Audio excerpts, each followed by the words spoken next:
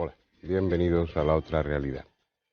La hipnosis es casi tan antigua como la humanidad.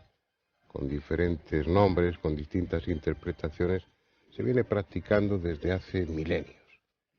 Desde las escuelas o santuarios del sueño en el antiguo Egipto hasta Mesmer, y desde Charcot o Freud hasta nuestros días, jamás ha dejado de mostrar su eficacia. Ha conocido épocas de tremenda popularidad y otras en las que la ciencia la ha desprestigiado considerándola poco más que pura charlatanería. Sin embargo, no ha decepcionado nunca a aquellos que la practican o que se han sometido a esa técnica. Con frecuencia se utiliza como espectáculo. Hoy mismo en los programas de variedades de televisión suele incluirse un apartado, un acto de hipnosis en el que diferentes personas de las que asisten son sometidas a ese estado de conciencia especial y bajo esa situación realizan multitud de cosas divertidas. Eso no contribuye precisamente a su prestigio. Sin embargo, la utilidad de la hipnosis en la medicina y en la vida diaria es innegable.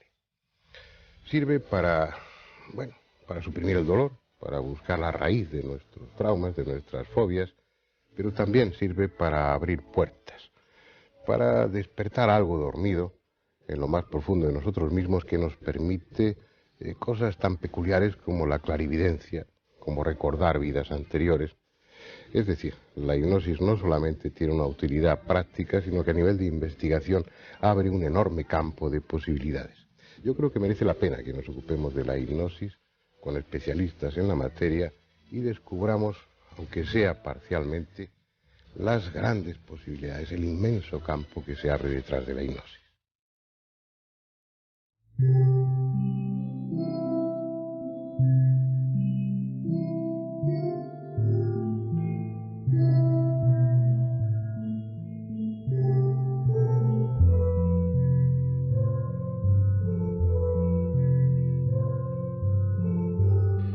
De la hipnosis se han dicho y escrito muchas cosas, pero lo realmente interesante para la mayoría de la gente no es la teoría o los mecanismos por los que actúa y que todavía no están claros.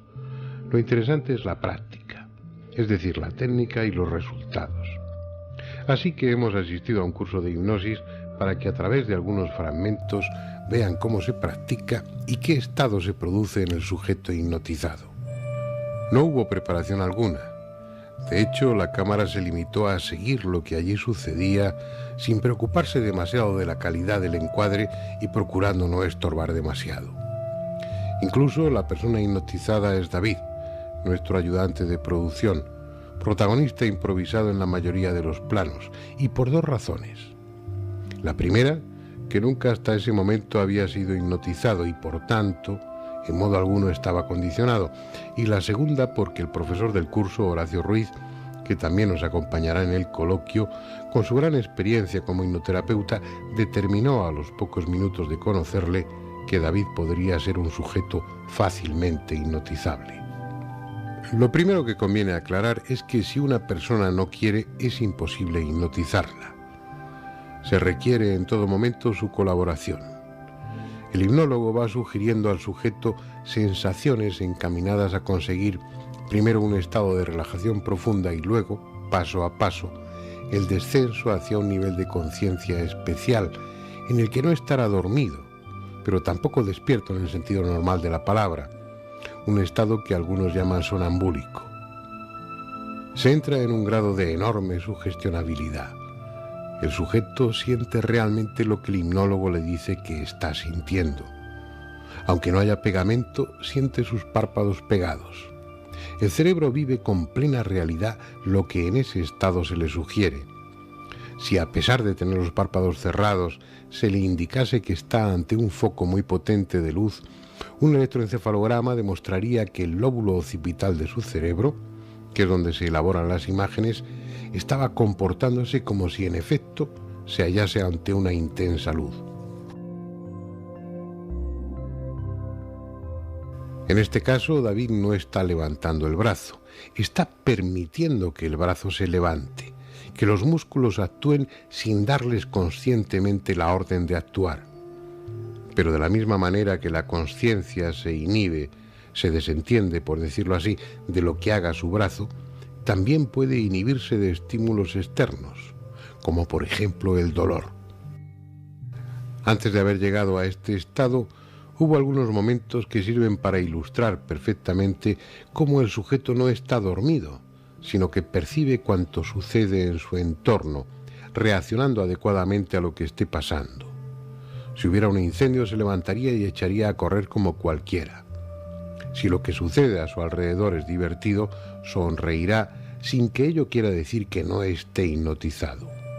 Los ojos, dentro de un rato, cuando abras los ojos, tendrás muchas ganas de darle un abrazo a Andrés Aberasturi. Tendrás muchas ganas. Puede que te resistas, puede que digas, yo no lo voy a hacer, pero te aseguro una cosa, que hasta que no le des un abrazo, no vas a salir de este trance. La sensación de peso, la sensación de sopor, de sueño, te va a acompañar. En el momento que le des un abrazo a Andrés Aberasturi, despertarás, te encontrarás súper relajado, muy a gusto, muy bien. Atención, 1, 2, 3, abre los ojos, puedes levantarte, puedes hacer lo que quieras.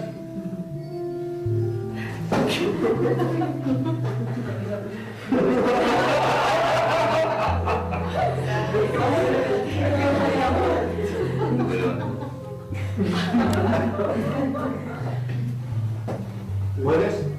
No, pesa la mano. Y la pierna está por levantar. Bien.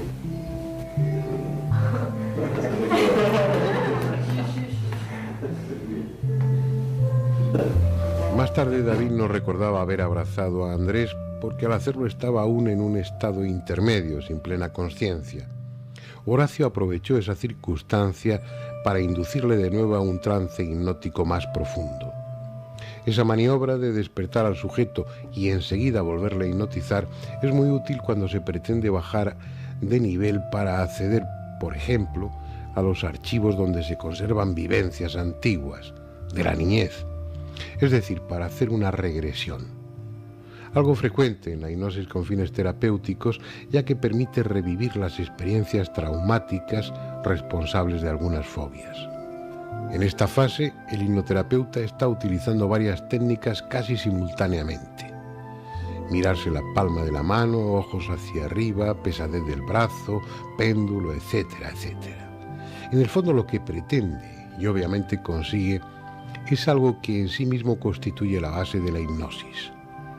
Reclamar la atención de la consciencia hacia varias sensaciones: ojos, peso, abrir, cerrar párpados, contar, hasta que la consciencia se inhibe. Ocupada en diferentes cosas a la vez, deja la puerta abierta al subconsciente. La regresión ha servido en este caso para algo intrascendente, como un simple ejercicio práctico. Sin embargo, ese retroceso en el tiempo puede tener aplicaciones tan sugestivas como revivir una experiencia dentro de un ovni o recordar vidas anteriores a esta. Veremos un par de casos, pero será fuera de este aula y en la segunda parte del reportaje.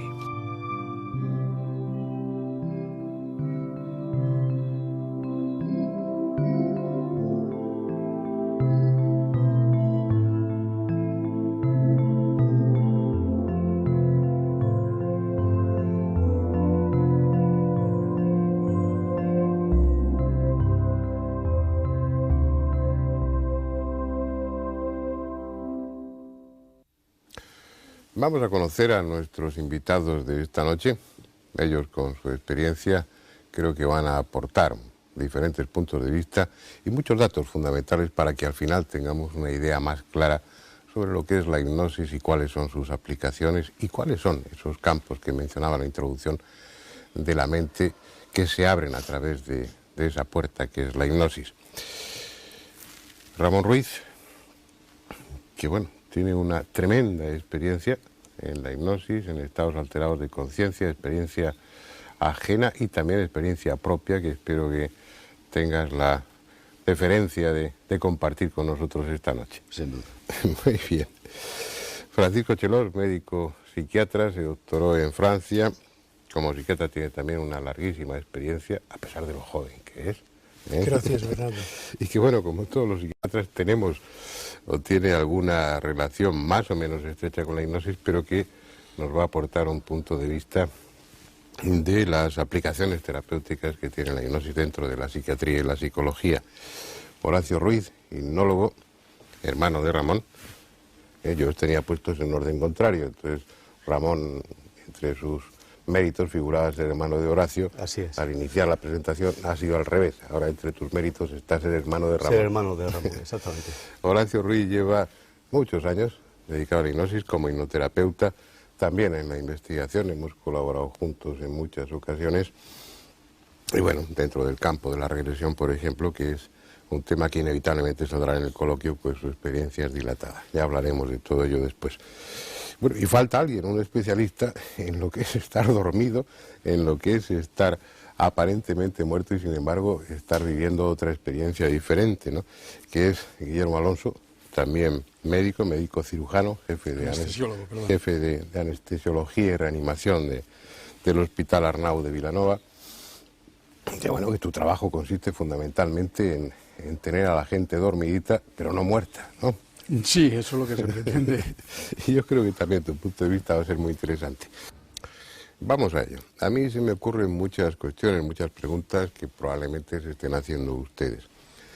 La hipnosis, aunque estemos familiarizados con ella, desde el punto de vista del no experto, del no profesional, bueno, produce una cierta inquietud. Uno se pregunta si le pueden hipnotizar, aunque uno no quiera, aunque uno no se preste, si una vez que está en estado de hipnosis se convierte en algo así como una especie de zombie, obligado a hacer todo lo que el hipnólogo quiere. No sé, incluso la propia moralidad, si, como ha sido tema o argumento en muchas películas, si en estado de hipnosis uno es capaz de cometer actos delictivos o actos inmorales. Yo creo que debiéramos comenzar, si os parece bien, por deshacer esos tabús, o al revés, o si a lo mejor es verdad y uno se convierte cuando le hipnotizan en poco menos que un servidor inconsciente del hipnólogo. ¿Quién empieza? Si quieres yo rompo el fuego. Pues rompe el fuego. Fernando, diciendo que por supuesto habría que desdramatizar ese temor ancestral que existe hacia la hipnosis, que hoy la hipnosis es un instrumento de trabajo terapéutico altamente valioso y que sin duda alguna en algunos momentos se ha frivolizado la utilización de este método que, como tú decías muy bien al principio del programa, tiene una enorme antigüedad, pero que actualmente tiene aplicaciones francamente valiosas y positivas. Bien. Estáis todos callados. ¿Qué esperáis? ¿Que No. yo os vaya preguntando? Sí, si queréis os pregunto, pero lo haré poniéndoos en aprietos. Bien. No, mejor que no. Mejor que no. Esas preguntas que yo dejaba ahí en el aire. Sí. Si yo no quiero, ¿me pueden hipnotizar? Pues la respuesta en principio sería que no. Es decir, que nadie puede ser hipnotizado en contra de su voluntad y realmente toda hipnosis es autohipnosis. Existe ciertas personalidades que son más sugestionables, más receptivas y que son más influenciables a ser hipnotizadas. Pero en general y salvo rarísimas excepciones, podemos decir que para entrar en hipnosis tiene que cooperar uno al 100%. Cuanto más coopere uno, más entra en hipnosis. Pero eso, por ejemplo, lo acabas de decir, ya suscita otro elemento de polémica o algo que conviene ser aclarado. Yo recuerdo, por ejemplo, cuando Charcot fue uno de los impulsores o de los protagonistas dentro de la hipnosis, aunque no fuera realmente un hipnólogo. Charcot en la Salpêtrière empezó a practicar la hipnosis. Lo hacía con pacientes histéricos, fundamentalmente con mujeres histéricas, que entraban habitualmente en trance con facilidad, y entonces se generó la idea de que cuanto más histérico, cuanto más neurótico es uno, más fácilmente es hipnotizable, lo cual pues te lleva a la posición de no admitir o no querer admitir que eres fácilmente hipnotizable, porque eso implicaría que eres inseguro, neurótico o histérico. ¿Eso es verdad o no? Yo tuve la suerte de trabajar justamente en la Salpêtrière, como becario que fui en un principio del gobierno francés, y en el anfiteatro Charcot, donde yo trabajaba y impartía también cursos, y lo que sí que te puedo asegurar es que ahí se creó un mal precedente, como tú has apuntado muy bien, de que eso era solo para neuróticas, histéricas, etc. Pero en realidad Freud, que como sabes también fue alumno suyo ahí mismo en la Salpêtrière, lo que hacía es aplicarlo para pacientes y para producir estados regresivos que naturalmente lo que hacían es desbloquear algún tipo de traumas, como él decía entonces, como psicoanalista, como sabes, que tuvieron en la infancia, y al liberar la carga emocional que tenían estos pacientes, resolver ese trauma primigenio y a veces incluso es decir, infantil. Ahí ya se mostró, bueno, no hacía falta como terapia útil, venía estando demostrada desde hace muchísimo tiempo, pero es del principio en el que la ciencia oficial de alguna manera empieza a reconocer y a encontrar una utilidad para problemas concretos en la hipnosis. Pero yo querría saber si los que tenéis experiencia directa en el tema compartís esa idea popular, y yo creo que equivocada, de que cuanto más tonto es uno o cuanto más neurótico es uno, pues más fácilmente es hipnotizable, y que las personas inteligentes no cuesta trabajo hipnotizarlas. No, todo lo contrario, sino que la experiencia clínica, terapéutica, demuestra que si una persona tiene una buena capacidad de concentración, una buena capacidad de imaginación, de visualizar, es decir, si cuanto mayor capacidad tiene mental de seguir las indicaciones del terapeuta, más fácilmente entra en hipnosis. Es decir, tienes que cooperar, tienes que colaborar, y esto lo demuestra también el hecho de que personas muy mayores, que tienen mucha dispersión mental, que no se pueden concentrar, o los niños muy pequeños, o personas con incapacidad, algún problema de carácter psicológico, pues son muy difíciles, por no decir imposible, hipnotizar. O sea que cuanto más inteligente, es decir, una mente más o menos normal, con capacidad de entender lo que te dice el terapeuta y de seguir sus indicaciones, más fácilmente entras en hipnosis. Entonces, ¿por qué te cuesta tanto hipnotizarme a mí? Pues porque tú eres muy inteligente. Pero ¿no crees también que tiene relación y que lo guarda directamente con el hecho de eso que denominamos en psicología la capacidad de sugestión? Es decir, de verdad hay personas fáciles y personas difíciles de hipnotizar. Y en función de ese carácter o personalidad de cada uno, si se deja o no se deja, como se dice coloquialmente, si entra en trance con facilidad o no, es cuando puede ser más susceptible como tratamiento terapéutico. Sí. Guillermo, puedo alterar los miedos también. Mirad, en toda la historia de la anestesiología, que es apasionante, sabéis que antes de Morton y antes de inventar el protóxido de nitrógeno y todos aquellos, y luego los halogenados y tal, pues se buscaban técnicas para poder intervenir a un sujeto sin que se muriera, sin que se muriera de dolor. Porque al fin y al cabo el anestesiólogo lo que hace es defender al paciente de la agresión del cirujano. Bendita agresión, pero una gran agresión que le cuesta la vida. Entonces, aquello fue una opción en principios de siglo, pero que se desestimó. Y no sé por qué la razón. Sé que algún tipo de cirugía, me imagino, que será enormemente difícil y costoso llegar al trance hipnótico tan profundo para que no sienta cómo le quitan la vesícula o cómo le hacen una resección de recto, vamos.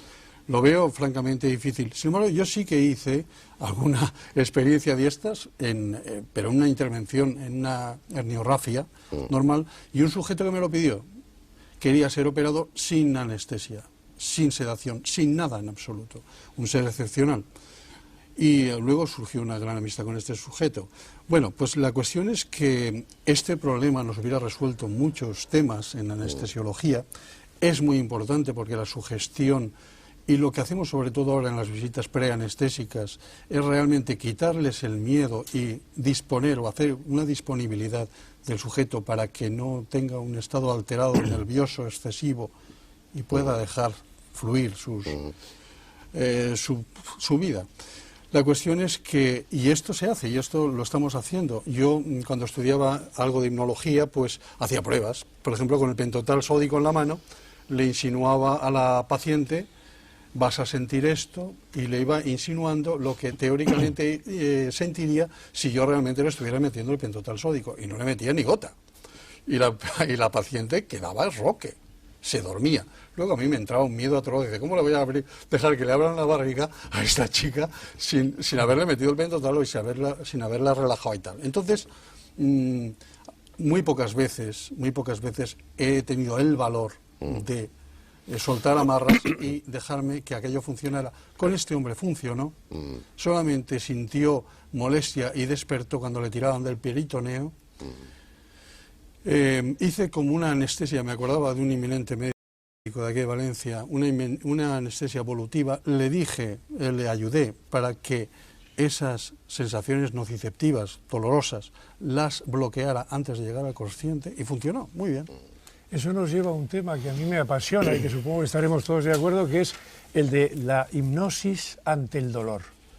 ¿Hasta qué punto, y tú eres anestesista y lo sabes, eso tiene aplicaciones? Paco, estáis hablando y diciendo unas cosas que son habituales, pero que son tremendas en sí mismas. El dolor es una de las cosas que más nos complica la vida. Tiene, por supuesto, un carácter útil, es defensivo, nos alerta sobre la enfermedad y demás, pero el dolor nos amarga la vida. Y resulta que con la hipnosis es tremendamente fácil suprimir el dolor. Tú sabes que el dolor tiene un componente mental enorme, es decir, hay tanta subjetividad en el dolor. Y todo lo subjetivo que tú quieras, pero el dolor duele. Claro, por supuesto. Y uno lo pasa muy mal.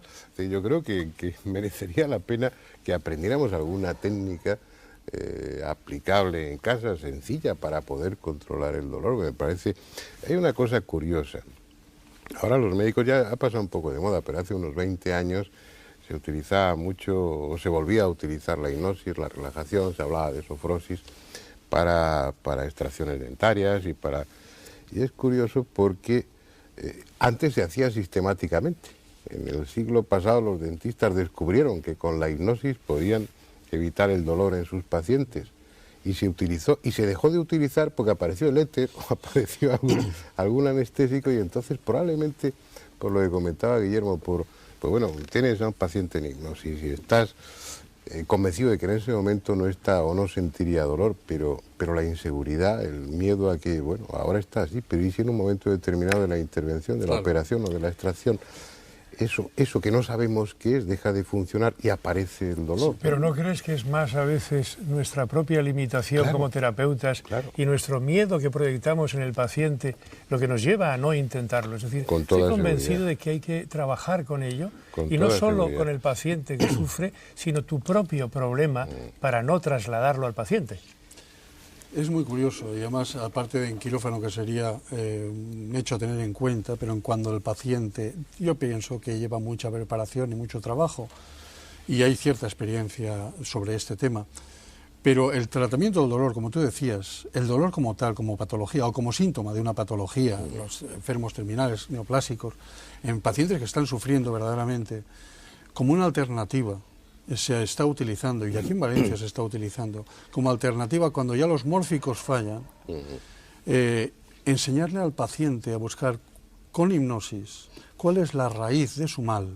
Y ahí entramos ya en un campo que es ya apasionante y esotérico, porque realmente te está saliendo ya del hecho de que tiene un cáncer, produce esto, sino qué es lo que le ha producido este cáncer, por qué, porque esta niña de 13 años está terminal y con fuertísimos dolores y con MST y que realmente pues está teniendo un final. ¿Y cuál es la razón y por qué se consiente esto y por qué está pasando ahí? Hay tantos interrogantes. Estamos hablando del dolor, pero el campo es tremendamente sugestivo.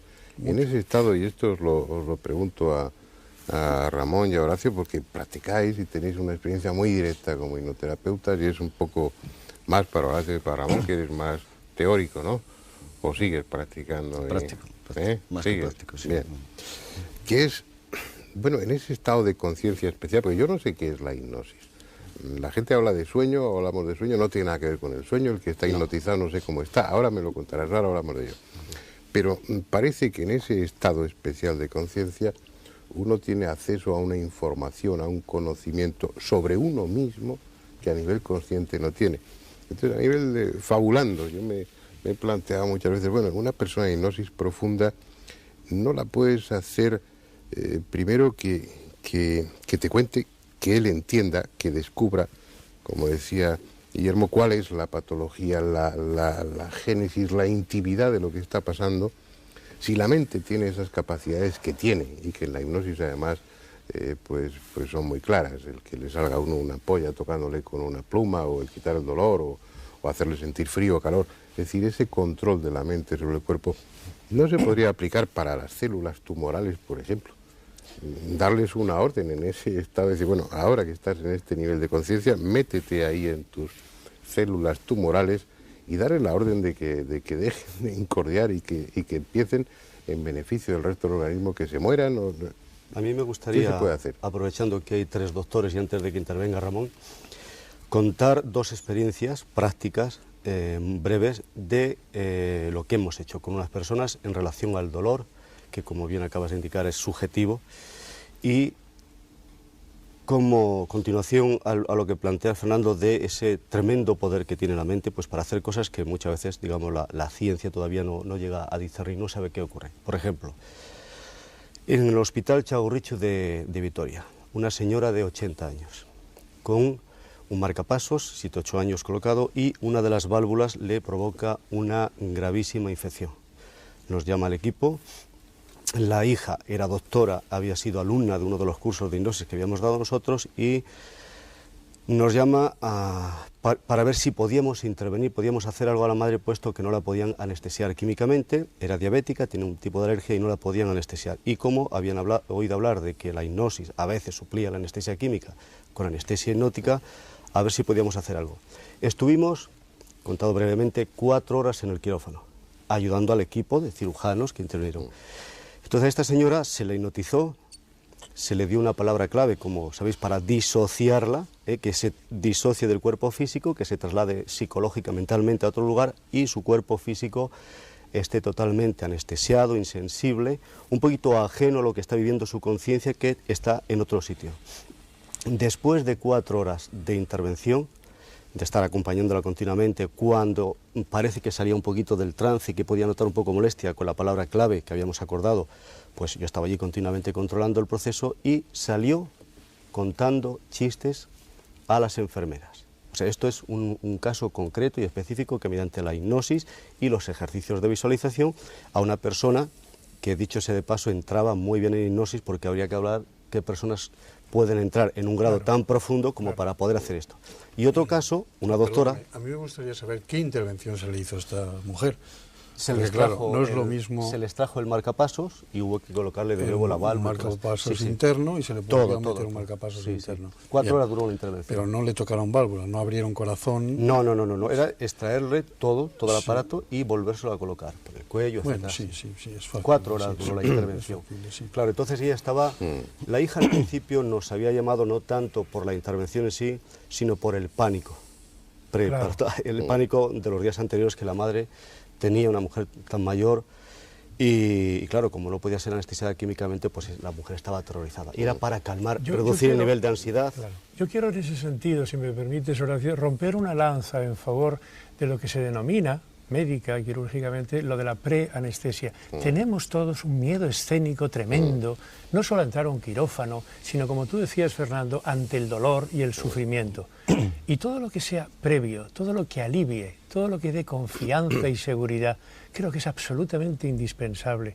¿Cuánta gente va realmente con susto, con miedo y con un síndrome realmente de ansiedad y de angustia a cualquier tipo, incluso a un examen? Yo recuerdo, Fernando, cuando yo de niño iba al colegio a un examen oral, la noche anterior yo no dormía para nada y llegaba al examen muy disminuido porque el miedo, la preocupación y sobre todo aquel escenario y aquel montaje me impresionaban altamente. Quiero decir que todo lo previo a algo fundamental, trascendente o importante, yo creo que es susceptible de tratamiento hipnótico, porque es una herramienta, es un arma muy eficaz. Sí, ahí entran en juego muchos aspectos que, bueno, que la medicina no considera con la suficiente importancia, ¿no? Que es que muchas veces el acto quirúrgico empieza no horas, sino hasta días antes, ¿no?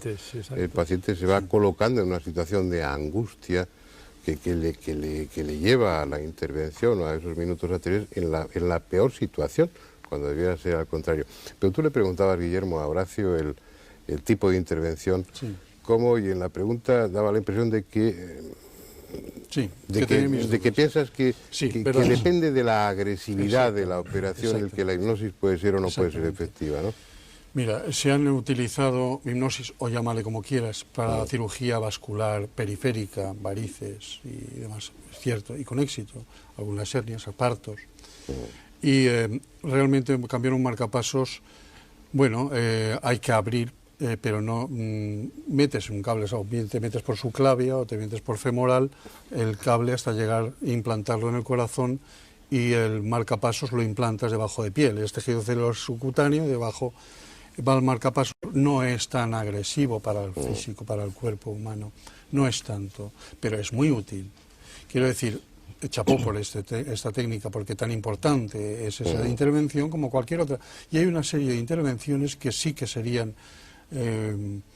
óptimas para hacer este tipo de cosas, de anestesias. Y me parece... ¿Extracciones dentarias? Sí, sí. Pero claro, el dentista no se juega más que le duela un poquito el diente, o que el nervio cuando le mete en el canal le pueda molestar.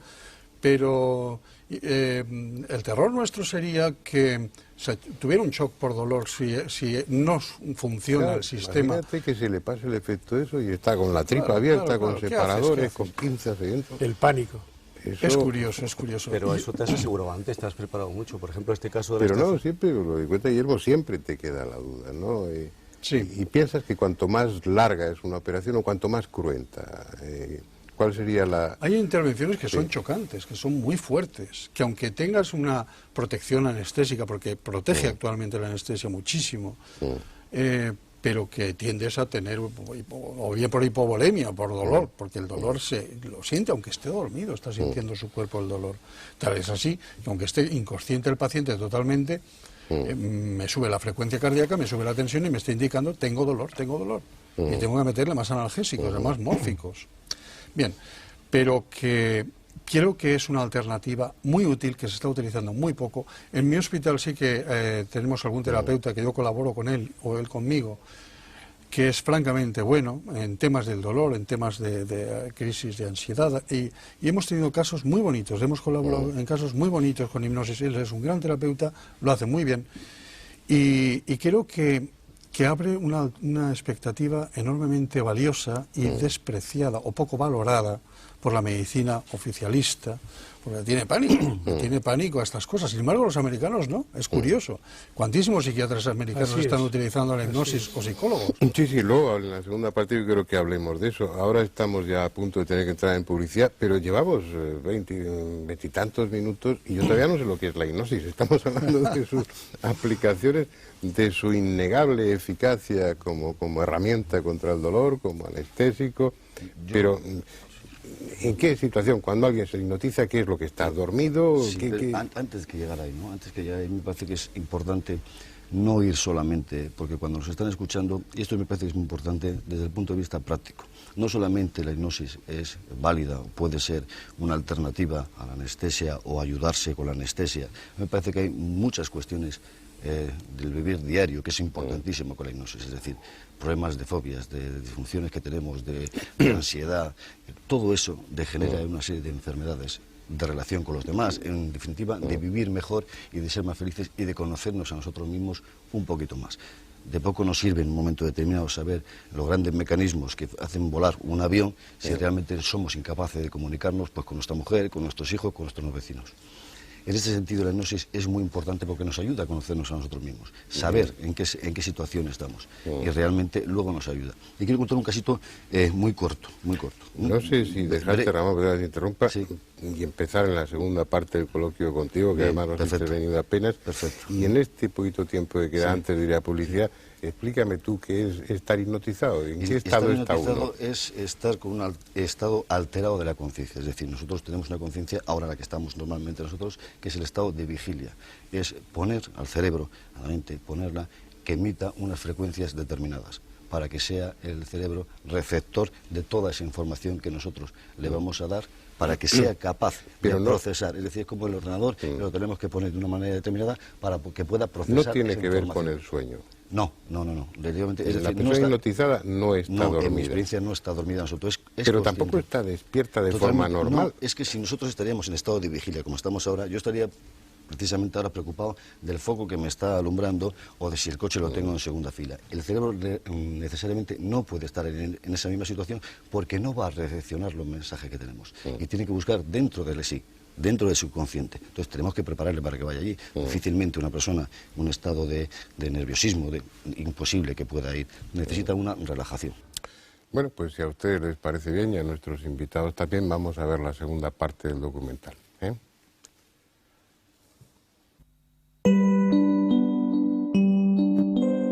Entre las aplicaciones de la hipnosis hay algunas sumamente sugestivas. El acceso a lo inconsciente permite abrir viejos archivos en los sótanos de nuestra mente. Todo lo experimentado, todo lo imaginado, todo lo soñado permanece allí. Sensaciones, sentimientos, infinidad de situaciones, de experiencias que damos por perdidas, por definitivamente olvidadas, están conservadas en los pliegues de nuestra memoria profunda. Es más, ni siquiera se mantienen inertes. Muchas de esas vivencias olvidadas o reprimidas están influyendo en nuestra conducta, determinando nuestros actos de ahora sin que nos demos cuenta de ello. El hipnoterapeuta suele utilizar su técnica para llevar a sus pacientes a etapas de su vida pasada, en busca del conflicto o del trauma afectivo que está expresándose como una fobia o con cualquier otro síntoma en su vida presente. Pero lo intrigante es que en ocasiones ese retroceso, esa regresión, permite que afloren recuerdos no de esta vida, sino de presuntas vidas anteriores. Mauri tiene 29 años. Su existencia actual está marcada por una profunda afinidad con la cultura árabe, sin que en su familia o en su ambiente haya habido razones para ello. A los 18 años inició los estudios de filología semítica y el verano siguiente lo pasó en Siria con una beca. Según me contó, para ella fue un reencuentro. Inmediatamente se sintió identificada con cuanto la rodeaba. Un verano después obtuvo de nuevo una beca y volvió, conviviendo en esta ocasión con una familia siria, integrándose con sus modos y costumbres desde el primer momento. No pensaba en la reencarnación, aunque no dejaba de sorprenderle esa sensación de sentir como propia una cultura tan diferente a la suya, hasta que un día, curioseando en el zoco de Alepo, el más antiguo de Siria, un objeto la atrajo como un imán. Era un viejo y costoso anillo que terminó comprando. Al tenerlo en su mano supo que, contra toda lógica, había sido suyo antes. Por eso está sometiéndose a sesiones de hipnosis regresiva. Quiere saber qué fue y qué hizo en una vida anterior. Cada cual puede darle a la hipnosis regresiva el valor que quiera. Científicamente nada prueba, pero en muchos casos aporta datos que, en efecto, parecen proceder de vidas anteriores a esta. Mauri ha ido reviviendo, por así decirlo, fragmentos no de una, sino de 3 vidas previas a esta. En todas ellas fue una mujer árabe, y tal como afirman los reencarnacionistas, en esas vidas pasadas estuvo vinculada a personas con las que en esta vida actual tiene estrecha relación, como sucede con Richard, su pareja.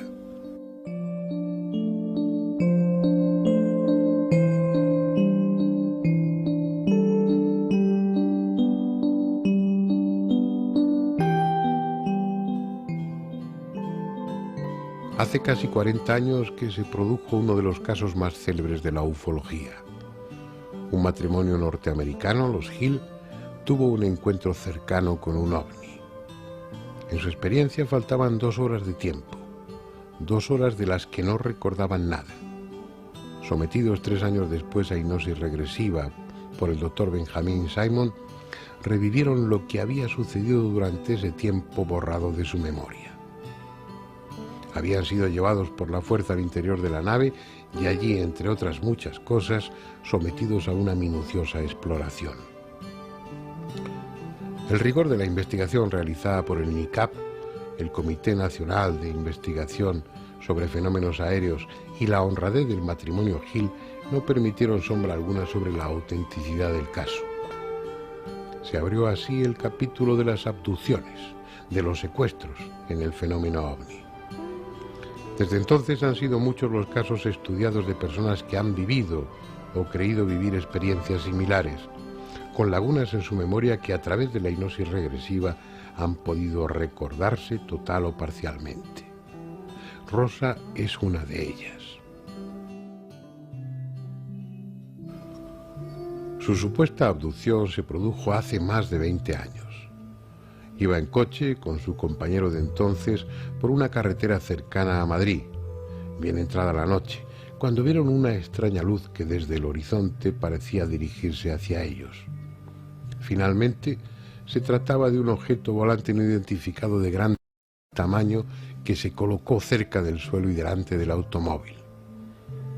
2 focos delanteros, ventanas triangulares con siluetas de aspecto humano tras ellas, una rampa abriéndose en la panza del aparato, unos fogonazos como los flashes de una cámara fotográfica y poco más. El objeto desapareció y con el consiguiente nerviosismo llegaron a su casa. Como en el caso de los Hill y tantos otros, un cálculo del tiempo transcurrido desde el avistamiento hasta que se encontraron en su domicilio dejaba entre 2 y 2 horas y media vacías, sin posible justificación. Pasados los años, una serie de circunstancias le hicieron sentir la imperiosa necesidad de recuperar ese tiempo perdido de su memoria y se puso en contacto con Horacio Ruiz para someterse a hipnosis regresiva. El primer paso en una regresión de esas características es situar a la persona en los acontecimientos previos a la amnesia, llevarla a revivir lo que recuerda, pero en estado de hipnosis. En esa situación no solo recuerda los detalles con más claridad, sino que revive las emociones. En este caso, la irritación que le producía la falta inicial de interés por la luz que manifestaba su novio. ¿Qué sensación te produce al verla? Es muy bonita. Pero no me da tiempo a decirle nada porque da una curva, el Fiora, porque va muy deprisa, es un imbécil. Siéntese. Minuto a minuto, Rosa va reconstruyendo lo sucedido hasta llegar el momento en que, por alguna razón, los recuerdos habían sido borrados de su memoria consciente. Es una especie de barrera que tras varias sesiones consigue al fin atravesar. Ahora, ¿recuerdas? Me sacan del coche. Te sacan del coche. ¿Quién te saca del coche? Azul. Ahora lo estás viendo, lo estás sintiendo de nuevo. Te sacan. ¿Quién te saca? ¿Cómo te saca? No sé. ¿Hay algo? ¿Fuerza, una energía, una luz? ¿Qué es lo que está sucediendo? Me sacan. ¿Pero no sabes quién? Se abre la puerta del coche y me sacan. La puerta, ¿quién la ha abierto? Azul, ahora. Ahora estás reviviendo ese momento. La puerta se está abriendo y ahora sabes qué o quién te está... Unos seres. Unos seres. ¿Los ves? Sí, no. No. ¿Qué? ¿Sientes una fuerza, una energía? ¿Qué es? Estoy en una camilla. ¿Dónde estás? Estoy dentro. Es difícil valorar el grado de fiabilidad de los relatos obtenidos en estas condiciones.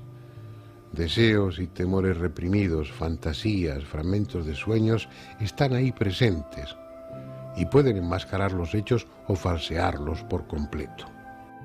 Mi opinión personal, desde el punto de vista técnico, es que su experiencia es verídica, psicológicamente hablando. Yo no puedo entrar a opinar, a emitir un juicio de valoración sobre la realidad o no del fenómeno físico en sí. Yo no sé si ha estado en la nave o no ha estado en la nave, pero desde el punto de vista psicológico y emocional la experiencia es real. ¿En qué me baso? Pues en lo que llamamos el lenguaje no verbal, respiración, cómo cambia la respiración, se hace una respiración más superficial, más relajada, más nerviosa, en relación a la experiencia que está teniendo. Cómo le cambia la simetría facial, incluso el tono muscular, también el movimiento palpebral. Cuando una persona está dormida en la cama, sabemos que está soñando por el movimiento REM, movimiento rápido ocular, es decir, que sus ojos siguen la frecuencia de lo que estamos viendo, de lo que está viendo. O sea que observando detenidamente este comportamiento físico, este lenguaje no verbal, yo diría que lo que está viendo ella es real, es auténtico. Si es invención o no del subconsciente, ahí lógicamente no podemos entrar, yo al menos no entro. Pero desde el punto de vista psicológico, sí es real la experiencia. Eso es mi opinión. Pero este programa de hoy no está dedicado al fenómeno de las abducciones, y sí al de la hipnosis. Así que dejemos a Rosa reviviendo su extraña aventura y volvamos al estudio para reanudar el coloquio.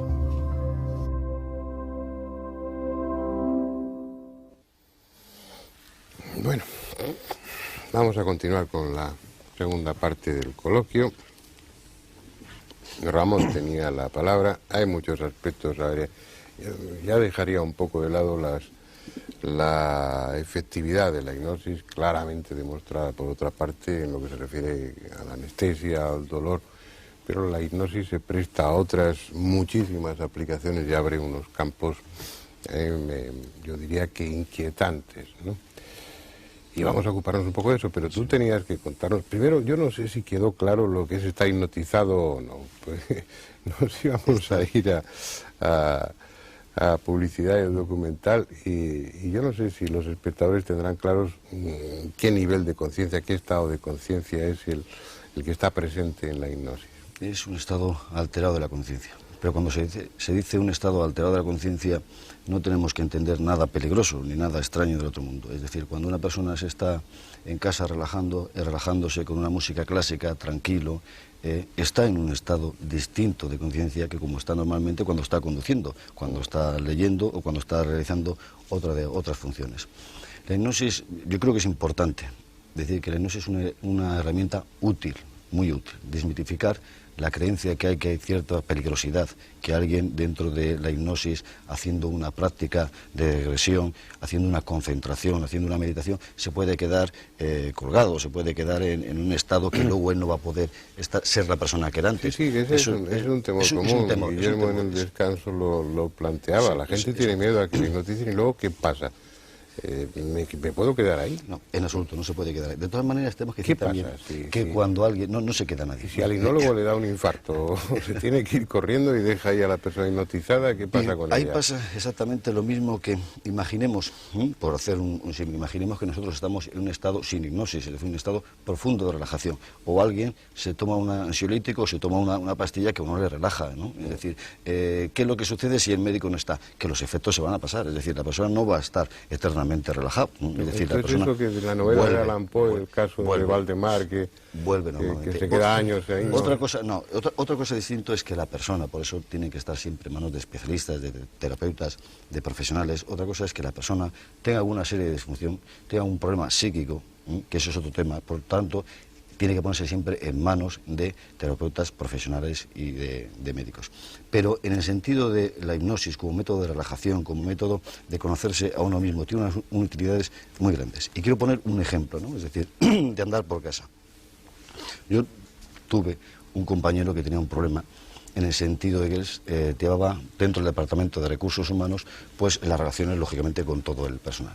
Esta persona, en el momento determinado que se suscitaba algún problema, que es un buen profesional, tenía el problema de que tartamudeaba. Al tartamudear, esta persona lo que hacía es evitar los conflictos que se producían con el tema de personal, que son innatos en los departamentos de recursos humanos, y hacía dejación, lógicamente, de sus obligaciones, y a la larga tenía problemas él con la dirección de la empresa. Por métodos de relajación, por métodos de hipnosis, este hombre aprendió a corregir su tartamudez. Él supo cuál era el problema, lo trató y ya no tartamudeaba. ¿Eso que le dio a este hombre? Le dio una seguridad en sí mismo, en su trabajo, que lógicamente desempeñaba luego sus funciones. Por tanto, es muy importante y tiene una validez increíble dentro de este campo. ¿Pero qué hizo la hipnosis ahí, por ejemplo? ¿Qué hizo la hipnosis con él? Primero, ir a la raíz del problema. De todas maneras, Horacio es el terapeuta que es el que está más cualificado que yo. No, pero que está contando la historia. Pero en este sentido fue una relajación. ¿Conocerás el argumento? Sí, perfectamente conozco. Una hipnosis regresiva. Es decir, este hombre, por método de la hipnosis... Una hipnosis regresiva. Regresiva a la infancia. Que a través... Mira, ya entramos. Bien. Ya no hablamos de anestesia, no hablamos de inhibir el dolor y esas cosas. Es decir, en un estado de hipnosis... La persona está en una situación mejor para recordar, para acceder a lo que tiene guardados en los archivos de la memoria, que en condiciones normales no recordaría, y en la hipnosis sí puede uno recordar mejor. Son recuerdos, experiencias que nosotros tenemos grabadas dentro de sí mismo. Lo que se trata es de conducir a la consciencia esos recuerdos que están ocultados o que están enterrados o están como un armario. Vamos a ese armario y lo podemos abrir. Este hombre, cuando era pequeño, a la edad de 4 o 5 años, tenía una serie de dificultades para relacionarse con los demás. A la vez que le llamaron la atención sus padres, porque tenía los padres muy autoritarios, este hombre le suscitó él mismo ese complejo que él mismo se creó, complejo hablo entre comillas, es decir, yo no soy el experto en psiquiatría. Le hacía que no podía desarrollar y comunicarse bien con los demás. Entonces, él comprendió cuál era el problema. Trabajó sobre ese problema, se le quitó la tartamudez. Y además era un caso concreto que sí quiero decir que tartamudeaba hacía sus prácticas de hipnosis, de relajación, y él hablaba en público tranquilamente sin tartamudear. Eso influyó directamente sobre él, de tal manera, bueno, pues que actualmente ese problema que tenía tiene otros problemas, como llegar a final de mes, ¿no? Con el salario corto que no vale, pero ese paso es formidable. Ramón, si me permites, por alusiones a lo del psiquiatra, se me ocurre que en ese caso concreto que tú has planteado y que me parece muy ilustrativo, de que lo que se trataba era de dar confianza y seguridad a ese individuo para que luego pudiera enfrentarse a ese miedo que él tenía, digamos, a nivel relacional o de tomar la palabra en público con sus subalternos y poder a partir de ahí, en esa confianza y seguridad personales, desarrollar bien su trabajo, ¿verdad? Sí, desarrollar bien su trabajo porque, claro, no solamente era el poder comunicarse con los demás, es decir, que él evitaba cualquier fricción, cualquier situación un tanto delicada y complicada, porque él realmente sabía que no iba a poder responder, porque iba a empezar a trabarse, a tartamudear al poder hablar. Y eso era un problema. Bueno, de hecho, cuando Freud, el padre del psicoanálisis, empezó, cuando acudió antes mencionábamos a Charcot, cuando acudió a la Salpêtrière, lo que le llamó la atención era eso, la hipnosis como método para encontrar el trauma de la infancia o de cuando fuera de la adolescencia que estaba ocasionando toda una serie de síntomas en la actualidad. Lo que pasa es que luego de ahí pasó a la asociación libre y a otro tipo de... Derivó hacia lo sexual. Derivó hacia una técnica que no requiere la relajación. Pero eso es efectivo. La práctica vuestra es que las fobias, por ejemplo, yo, imagínate que tengo fobia a las hormigas de colores y no sé por qué, y cada vez que veo una, pues me pongo fatal. Acudo a un hipnoterapeuta y ¿qué hace? Bueno, en primer lugar, partimos del hecho, como decía Erikson, ese psiquiatra americano y que pasa por ser uno de los mejores hipnoterapeutas del mundo, hombre, ya falleció, que realmente el inconsciente de la persona, de su paciente, tiene todos los recursos que éste necesita para solucionar sus problemas. Partiendo de esta premisa básica, que en el inconsciente está toda la creatividad, todos los recursos, todas las potencialidades y, como tú has mencionado de pasada, potencialidades, facultades desconocidas, pero los recursos están dentro. Si la hipnosis es la herramienta más rápida que se conozca a nivel psicológico y que con esta rapidez nos permite entrar en el subconsciente, esto quiere decir que entramos directamente en el núcleo donde están los problemas y también donde encontramos los recursos para solucionarlas. Y hay una cosa muy importante con la que operativamente yo trabajo y a mí me gusta mencionar siempre, es el siguiente. Supongamos una fobia, que a los 4 o 5 años tú has tenido un problema puntual con un perro, con una araña, algo. Fijaros bien cómo... Una hormiga, pero una hormiga muy grande. O como la cucaracha que hemos visto esta mañana. Con cemento, con hormigones. Fijaros, esto es importantísimo y desde el punto de vista de la medicina, la psiquiatría, yo creo que va a suscitar vuestro interés y posiblemente lo sepáis. Si en cuestión de segundos el cerebro, la mente, subconsciente, en fin, una estructura mental, ha creado algo tan complejo, tan extraordinario como una fobia, en cuestión de segundos ha creado, es decir, un estímulo, una respuesta. En cuestión de segundos ha creado una fobia al perro, a la araña, lo que sea, y después durante 10, 15 o 20 años, ante el mismo estímulo, siempre como un ordenador perfecto, damos la misma respuesta. Pues la conclusión siguiente es fácil. Si entramos en el nivel de la mente capaz de crear algo tan extraordinario, en este caso la solución, también tiene que ser relativamente fácil solucionar el problema, porque así, si ha sido capaz de crear una fobia, tiene que ser capaz de crear la solución. Y con la hipnosis, que es la herramienta más rápida y más profunda, entramos en el núcleo donde toda esta potencialidad se puede utilizar. Esta es un poco la teoría y la práctica. Y eso está bien, lo que pasa es que, bueno, solucionáis esa fobia. Pero ese pobre hombre o esa pobre persona que ya tenía donde colocar su angustia, bueno, pues eso es otra la cristalizo aquí, ahora me ha quitado la fobia a las hormigas, ahora quedo con la angustia, acabará desarrollando otra fobia. Esa energía. Pero es importante justamente lo que tú apuntas, en la medida en que muchas veces se desplazan los síntomas, se desplazan las fobias a otro lugar o a otra cosa distinta. Pero estoy convencido de que la hipnosis tiene esa capacidad de rapidez entrando en el núcleo del problema para, si no enuclearlo, al menos sí resolverlo. Y sobre todo porque como método regresivo va hasta las causas primigenias que originaron el problema. Entonces, en ese sentido yo creo que es un arma y un instrumento valiosísimo. Horacio y yo colaboramos hace tiempo y los resultados yo los veo con claridad y precisamente en el tema de las fobias es muy, muy efectiva. Guillermo, que estás muy callado. ¿Qué pasa con el cerebro cuando uno le hipnotizan? No acabo de bueno, entenderlo. parece ser que como dicen, bueno, cuando se le hace un electroencefalograma hay alteraciones en las ondas. Él lo decía. Ramón lo decía que realmente hay cambios de respuesta de la funcionalidad neuronal. Pero es curioso porque yo he visto casos muy bonitos de alteraciones importantes, tratarse con este tema. Me acuerdo un caso, voy a intentar ser muy breve. Una chica, médicos internistas del hospital en una de mis guardias, me dice, mira, tenemos una muchacha, no sabemos qué patología tiene y le hemos hecho todo, hasta una biopsia de un nervio por si tiene una polineuritis y tal. Bien, esta muchacha se nos está muriendo, se nos está yendo y no tenemos un diagnóstico y le hemos hecho de todo. Era muy curioso el caso y entonces me dijo, tú que haces cosas raras y te tratas con gente rara, ¿podéis hacer algo? Bien, le dije que sí, que encantado. Llamé a mi amigo, que he mencionado antes, no he dicho su nombre, no creo que, pero que es terapeuta y que, bueno, vamos a trabajar con esta muchacha.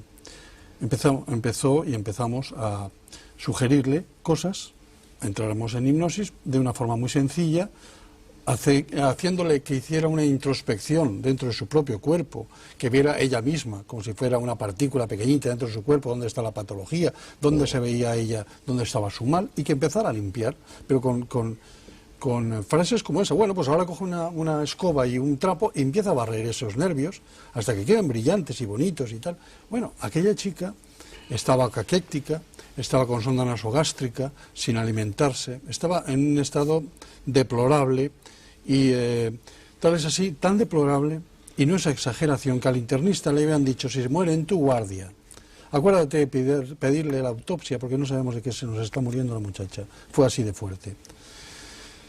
Se empezó a tratar a esa muchacha, a los 2 o 3 días ya empezaba a alimentarse, se le quitó la sonda nasogástrica, se empezó a sentar, empezó a funcionar, y fue dada de alta a los 15 días totalmente superado el trauma.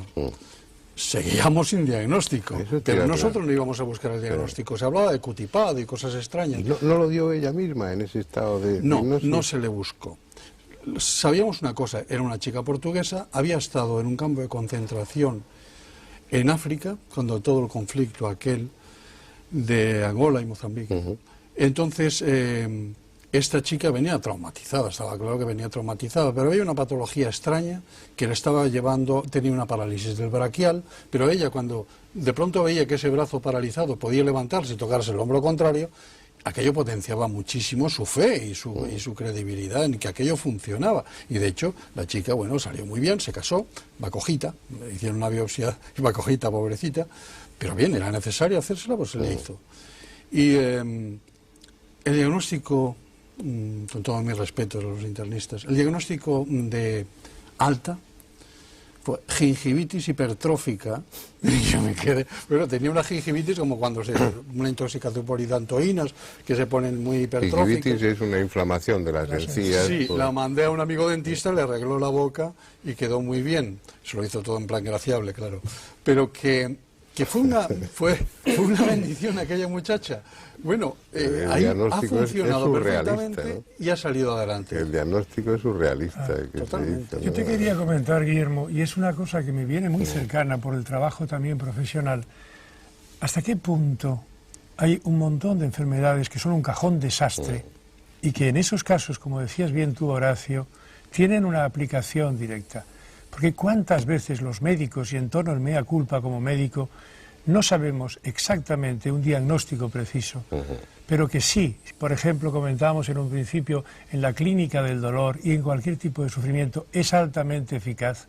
Y al mismo tiempo, en otras patologías que no se saben exactamente cuál es su origen o cuál es su etiqueta o su titulación, es realmente valioso el instrumento que utilizamos pues, sin duda, en hipnosis. Sin duda alguna, pero es un poco una continuación de lo mismo, porque tampoco sabemos exactamente qué es la hipnosis.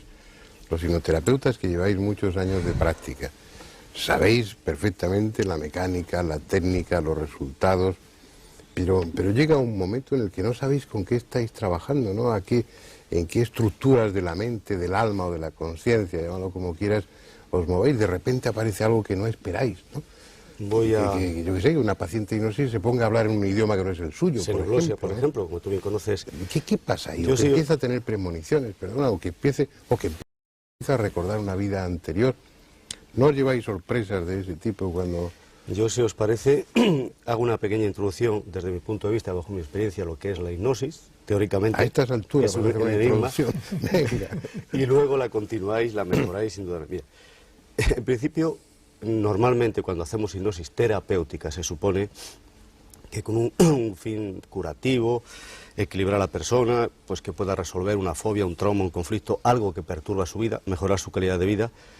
Se supone que tiene que ser el estado de hipnosis. Estar hipnotizado es un estado de profunda relajación donde hay una disminución de las ondas cerebrales. Se dice que estamos en alfa o en zeta, que son una actividad bioeléctrica del cerebro que corresponde a estados de relajación o dormir con sueños, y el cuerpo está muy relajado. Hay una laxitud de miembros, los músculos muy relajados, se ralentiza el trabajo del corazón, respiración, es decir, hay unas constantes vitales que son parecidas o análogas al sueño, por eso de que la hipnosis a veces se asocia con el sueño.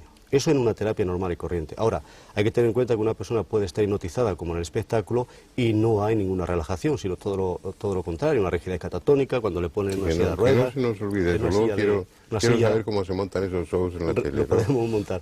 Sí. O sea que, pero en principio nuestra orientación es de una profunda relajación. Hay una disminución de la actividad cerebral, etcétera. Se supone que entramos en un nivel del inconsciente o subconsciente donde, como he dicho antes, hay esa creatividad, esos recursos, esas ideas, etcétera. Y hay que tener en cuenta también lo que contaba Guillermo, el doctor Guillermo, que en relación a la curación, etcétera, que una persona hipnotizada se eleva el nivel de sugestionabilidad, que es tan importante y que a veces se asocia a hipnosis a sugestión, están íntimamente relacionados, pero a veces no tienen por qué ser lo mismo. Y el sistema nervioso autónomo, que rige todos los procesos vegetativos, homeostáticos, etcétera, no, fijaros bien, esto es importantísimo y sobre todo el campo de la medicina es importante, no distingue, el sistema nervioso autónomo no distingue entre una imagen o una experiencia vivida realmente a algo imaginado en sus más mínimos detalles. Por lo tanto, a nivel de actividad cerebral, hormonas, neurotransmisores, endorfinas, etcétera, el organismo va a reaccionar exactamente igual. Sí, se activa el sistema inmunológico. Perdona, para que no nos vayamos perdiendo, le estás sugiriendo en ese estado que está haciendo frío, y entonces se produce una vasoconstricción capilar, el individuo empieza a temblar de frío. El tremendo poder de la imaginación. Y hay una respuesta fisiológica, que es la que habría en condiciones reales ante el frío, y sin embargo no hay frío.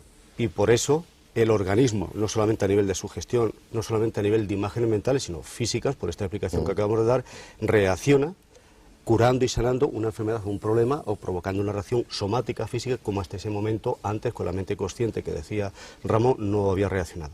Entonces se supone que es entrar en una parte de la mente donde se puede producir todo esto y eso nos meteríamos en el terreno de la parapsicología y ahora lo voy a dejar abierto. El tema, se abre ese potencial, sí, esa ventanita a ese más allá y se da el fenómeno de la xenoglosia, hablar en lenguas extranjeras, hipermenesia, recuerdos olvidados, recuerdos de supuestas vidas pasadas, etcétera.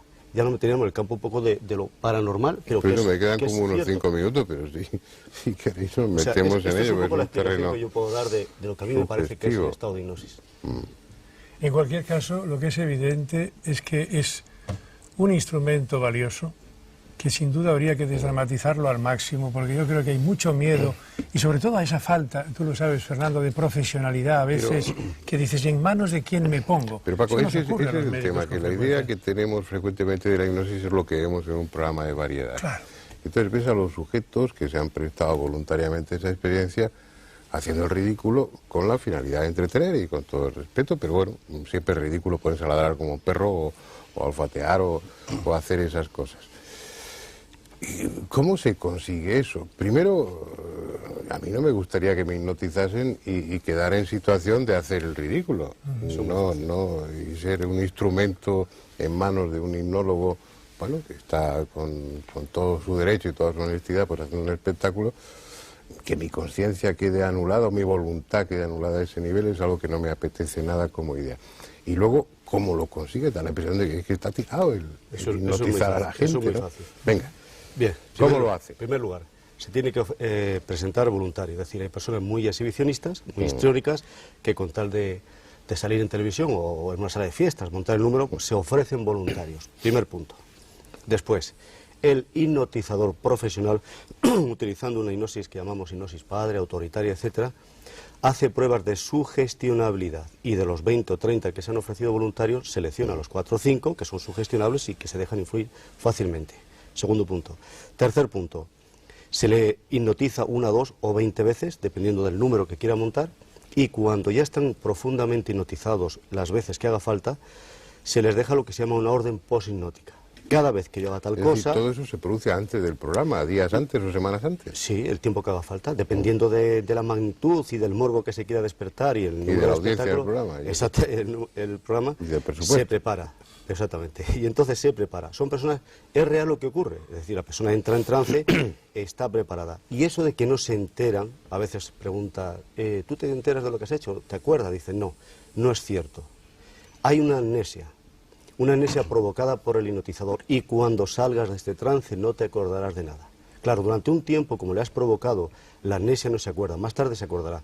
Esto es exactamente igual que cuando tenemos algo en la punta de la lengua, el nombre de un artista, de una película, una calle, y decimos, no me acuerdo, lo tengo en la punta de la lengua. Sí sabes qué ha ocurrido, etcétera, pero en ese momento no lo puedes verbalizar.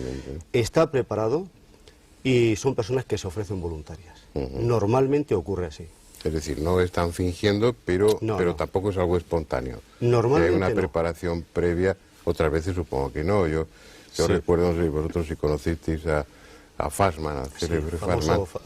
Yo le traté en muchas ocasiones, hice algunos programas con él, un hombre fascinante, y había desarrollado unas técnicas de fascinación o de hipnosis rápida, como el fast tag, que era impresionante. Yo recuerdo pues uno de los operadores que llevaba, Federico Larraya, que bueno, en una cuestión de segundos lo cogió, le hizo así, le tocó no sé dónde y ¡pum! Cayó como es decir, eso existe realmente, pero no es lo habitual en los espectáculos. El hipnotizador de espectáculo lógicamente sabe, por la morfología somática, la tipología, unos rasgos de la personalidad, qué personas son más sugestionables, y hay personas que por aquello de la fascinación, por aquello de que crees que el hipnotizador tiene poderes, que esto es otro de los tópicos, inmediatamente te sugestionas. Entonces el profesional sabe que esa persona está sugestionada y que nada más que le haga, le mire o le haga o pronuncie 4 frases va a caer.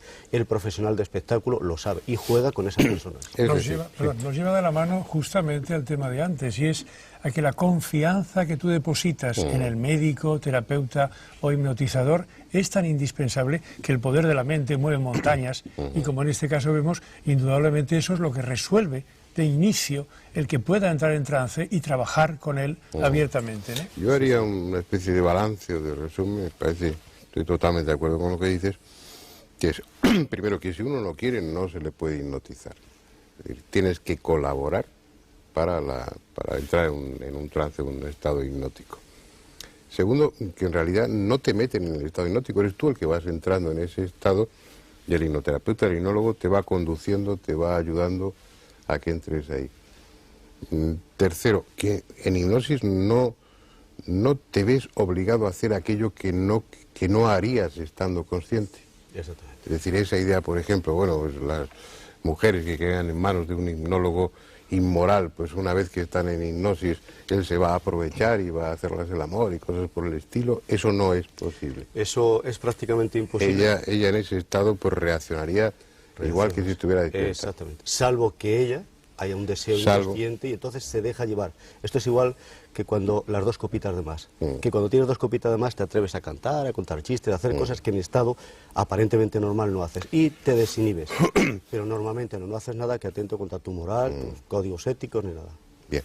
Aún así, la hipnosis no es algo que se pueda o se deba practicar como un juego.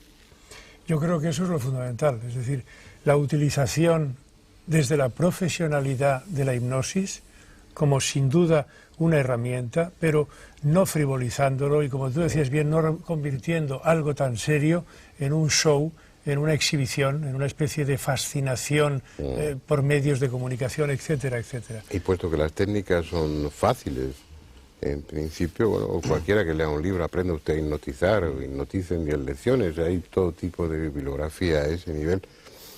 ¿Es algo recomendable o si no se tiene experiencia uno corre riesgo de llevarse sustos?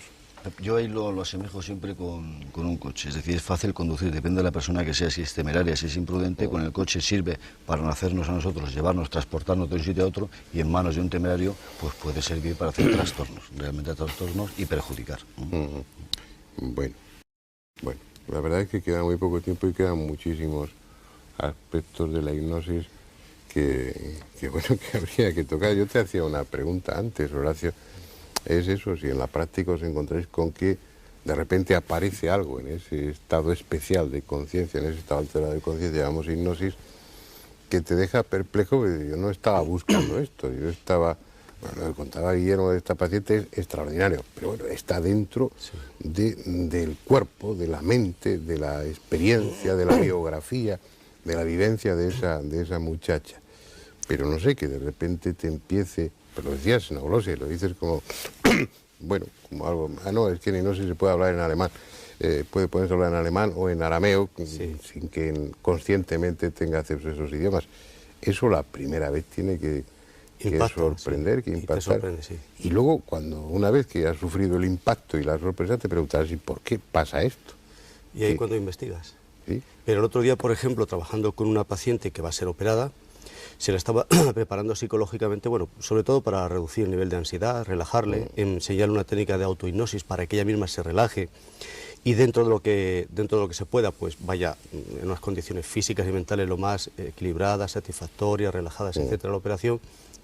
Hubo que regresarla, como decía Ramón antes, a la infancia, pues para que comprendiese ciertos problemas, contenido emocional. Bueno, entró tan profundamente en hipnosis que conectó con lo que algunos llamarían vidas pasadas y se vio, pero además con un gran dramatismo emocional, con el lenguaje no verbal, le cambió las facciones, el tono de voz, cambió la respiración, taquicardia, etcétera. Se vio muy pequeñita de mantillas, tendría 7, 8, 10 meses, en brazos de su madre, 1800, 1000 y pico. No lo estábamos buscando, que esto es importante tenerlo en cuenta. Nosotros no buscábamos una regresión a vidas pasadas en absoluto.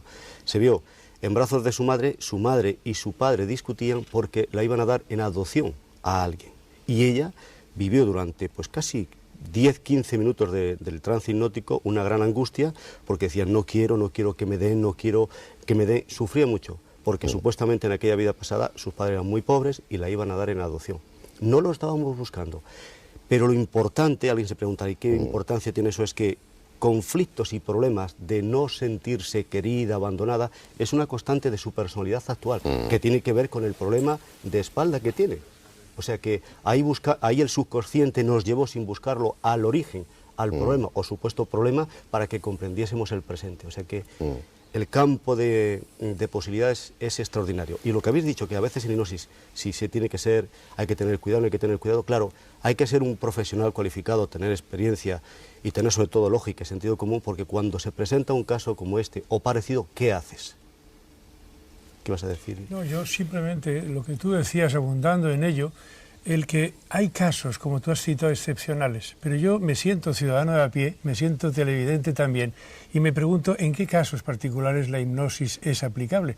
Y por supuesto, tú has citado ya algunos, esas fobias y esos miedos, esas obsesiones, esas neurosis en general, en la clínica del dolor, todo tipo de dolor, sufrimiento, y también, y por qué no, en casos terminales, y eso creo que vale la pena poner el acento en este programa para que muchos lo sepan, como pueden ser casos de cáncer, problemas tumorales, casos de SIDA, etcétera, etcétera.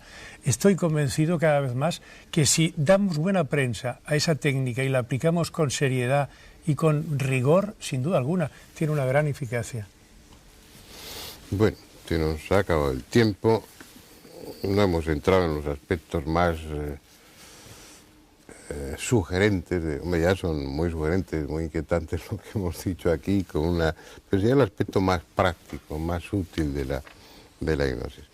Yo creo que cuando hablemos de otros temas, como el de la reencarnación, por ejemplo, sería la ocasión para que o todos o la mayoría de vosotros volvierais al coloquio y entonces ya nos metiéramos en la hipnosis como camino de investigación en la posibilidad de la reencarnación, dejar sobre el tapete, eso se está utilizando como terapia por muchos psicólogos en Estados Unidos y también aquí en Europa, en la que se busca la solución o la causa de traumas, ¿no?, de traumas, de fobias, de problemas neuróticos y demás, se busca la causa no en la infancia, sino en vidas anteriores, ¿no?